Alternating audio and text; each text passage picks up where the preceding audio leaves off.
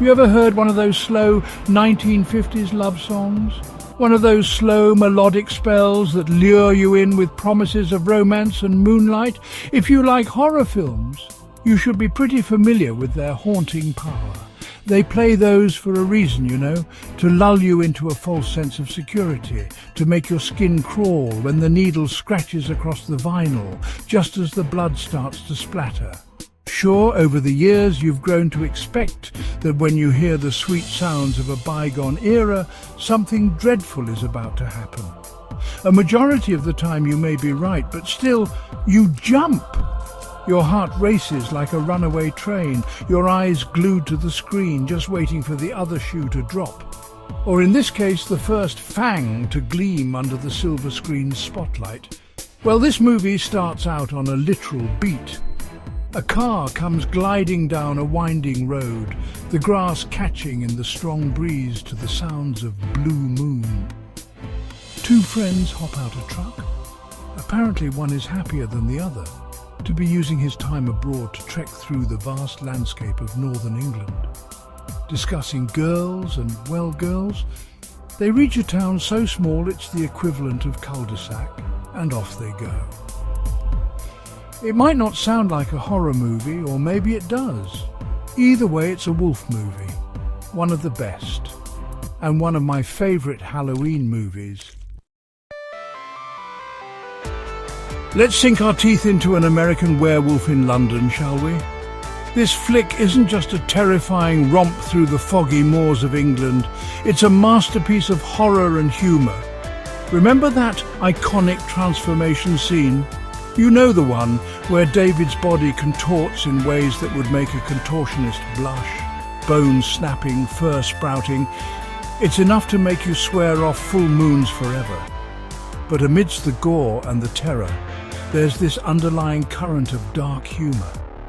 It's like the filmmakers knew how to tickle your funny bone even as they were scaring you half to death. And speaking of death, let's not forget the aftermath of the first wolf attack. David, now cursed with lycanthropy, is haunted by the ghosts of his victims. They're not your typical vengeful spirits, though. No, these ghouls are more like a macabre support group, offering David unsolicited advice and sardonic commentary on his predicament. It's a brilliant juxtaposition of the horrifying and the hilarious. This blend of horror and comedy is what makes An American Werewolf in London a timeless classic.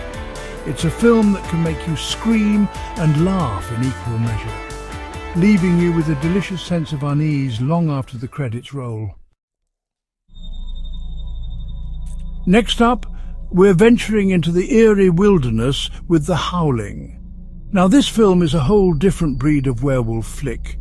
It's atmospheric, suspenseful, and downright chilling. The special effects, darling, were groundbreaking for their time. Those transformations were so realistic, so visceral, you could practically feel the hair standing on end. But what truly sets The Howling apart is its exploration of primal fear. The secluded resort, shrouded in mist and secrets, becomes a breeding ground for terror. You can practically taste the tension in the air as the line between humanity and beast begins to blur. And that ending. Let's just say it's a chilling reminder that some monsters can't be caged and some nightmares linger long after you wake. Now, let's talk about a werewolf movie with some bite. Ginger Snaps takes the classic werewolf mythology and injects it with a dose of feminine rage. These aren't your typical damsels in distress, honey. They're two outcast sisters navigating the treacherous waters of adolescence, only now with added fangs and a taste for blood. The film brilliantly uses the werewolf transformation as a metaphor for the tumultuous changes of puberty. It's raw, it's honest, and it's a refreshing change of pace from the male-dominated werewolf genre. Ginger and Brigitte are the ultimate scream queens, fierce, independent, and unapologetically themselves, even when themselves involves growing fur and howling at the moon. Ginger Snaps is a reminder that sometimes the scariest monsters are the ones we create ourselves, and the bravest souls are those who embrace their inner beast. Hold on to your nightlights, kids, because we're heading into the Scottish Highlands with Dog Soldiers. This British horror gem pits a squad of unsuspecting soldiers against a pack of ferocious werewolves, and let me tell you, it's a bloodbath. This film is a masterclass in suspense and action. You've got the isolation of the remote wilderness, the camaraderie of soldiers facing the unknown, and the sheer terror of being hunted by creatures that can smell your fear. The werewolves in Dog Soldiers are brutal, relentless killing machines. They're not here for witty banter or existential crises. They're here to tear your throat out. The film doesn't shy away from the gore either.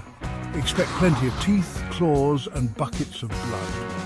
It's not for the faint of heart, darling, but if you like your horror with a side of adrenaline, Dog Soldiers will leave you howling for more. And finally, no werewolf movie marathon would be complete without a visit from the master of horror himself, Stephen King. Silver Bullet, based on King's novella Cycle of the Werewolf, is a slow-burn thriller that will keep you on the edge of your seat. It's a small-town thriller with a dark secret lurking beneath its idyllic facade. The film does a fantastic job of building suspense, keeping you guessing the werewolf's identity until the very end. And when the reveal finally comes, it's both shocking and inevitable. Silver Bullet is a reminder that even in the most familiar settings, evil can lurk in plain sight, waiting for the right moment to strike. And sometimes, the only weapon against the darkness is a silver bullet of courage and determination.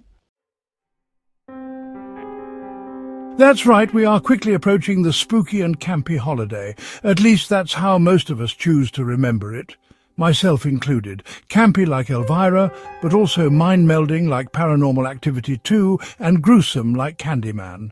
Don't say his name 4 more times, but out of all the wolf movies that exist, I have a few favourites.